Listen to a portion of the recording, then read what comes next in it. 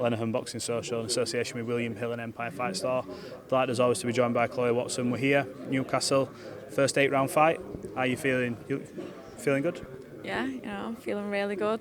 And the last time we were in Newcastle, we actually got speaking about my nan and about how we were going skydiving, and I think she's looking on doing another skydive soon, so we might have another story on that one.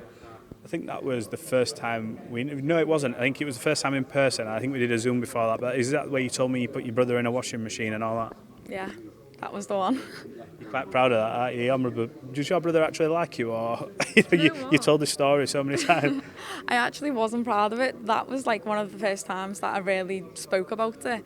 It was just more like the back of what everyone else was saying. Everyone found it hilarious, but I just thought it was normal. I thought everyone did that. Wow. It was normal in our house anyway. I used to always beat him up, but yeah, he's still my mate, and actually he's very proud, and he'll be there at the fight on Saturday. Brilliant stuff. Well, look, we mentioned first 8 rounds. We only spoke, I feel like it was less than a month ago, and we talked about this, but let's talk now. It's fight week. Have you got sort of any different feelings towards this fight now? Are there any nerves that set in for you, or is this almost like business as usual for you? Are you used to this now? It is business as usual.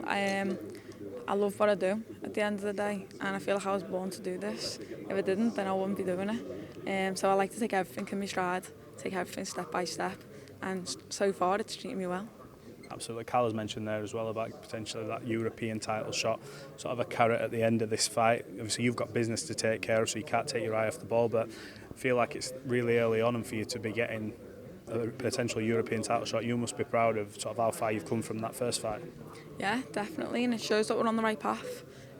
All my focus is on my fight on Saturday, and that's to have a very strong and dominant performance. But it's exciting to know that lies ahead of me. But that's what we're aiming towards anyway. My goal is to become multi-weight world champion, and we're in the process of that. This is the beginning of the process. So, you want to be looking at titles. I was speaking before my last fight, and I said that, my goal is to box for a title at the end of this year, and, things are starting to come together. When you hear that, and obviously he's talking about you in such high regard, and from where you're from, how proud are you to represent, obviously, the people where you come from in Birkenhead, and to put on a display and to be fighting for belts? It must make you really proud. Very proud. I'm actually dedicating this fight to a little boy called Dennis, which was my mate's son, who suffered with pulmonary hypertension, and he passed away in April. So when he was only 6 years of age, he loved boxing. He always wanted to box, but he couldn't because his heart wasn't in good condition for him to do so. So yeah, I'll be dedicating this fight to him, and so it makes this fight that little bit more special as well. That must be an incredible feeling for you, knowing that you're doing this fight for the memory of obviously that boy. Does that make you train a little bit harder, push a little bit more? Do you know what? It actually does. Because every time I seen him, he had a smile on his face, and he was so motivating and inspiring just to be around because of the health conditions that he had. So, if he can do that and be so positive and happy, it was just before his 6th birthday, but he was like a shining light to everyone that spoke to him. So he's a true fighter at the end of the day, and it was very unfortunate that he couldn't pursue his dream of becoming a boxer.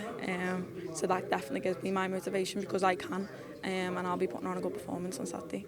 There's things like that almost, and so I know we're going off sort of the boxing topic, but does that sort of put maybe things in perspective for you in terms of life as a whole when things like that happen, and it's you realise you're on stage there living your dream? It makes it all real, doesn't it? Yeah, definitely. Don't talk to me about life, because that's one that I'm really big on. Like, I am very grateful that I can do what I love for a living, and I am in good health, and I am on my journey, and I like to see everyone else around me do exactly the same, whether that's boxing or, I don't know, doing their thing in uni, whatever it is. If you want to achieve something, go out and do it, because tomorrow's not promised.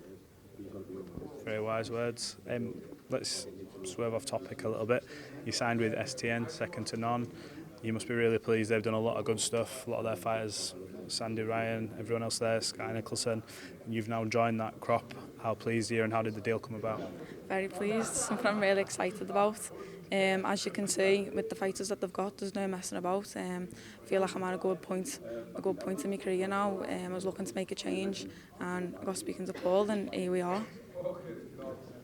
Have you sort of had any assurances from them in terms of a journey, a path? Because you've mentioned there you want to be world champion, multi-weight, etc. Have you had that sort of chat with them? They outlined a vision for you?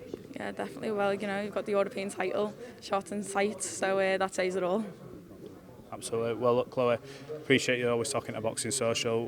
Great, thank you.